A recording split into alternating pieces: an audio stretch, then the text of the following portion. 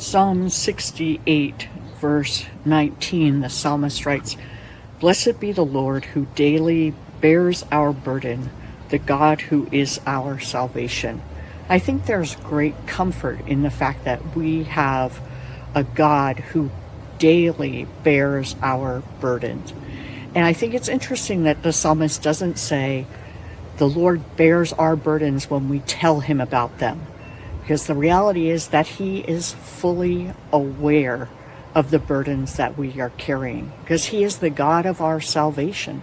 He is the God who has provided a way for us to have a relationship with him. And because God bears our burdens, whether or not we tell him about them, Peter encouraged the church that he wrote to cast their cares upon the Lord because he cared for them.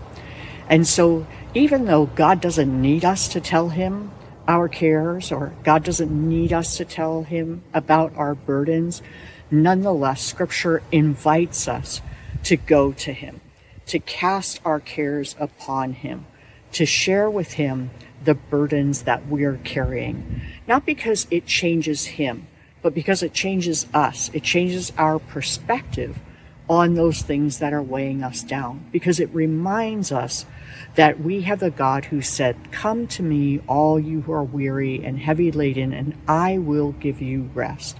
So today I would encourage you to take a few minutes to not just think about the things that you're anxious about, to not just think about the burdens that you're carrying, but to actually cast those cares upon the Lord, knowing that he cares for you and that he daily bears our burdens.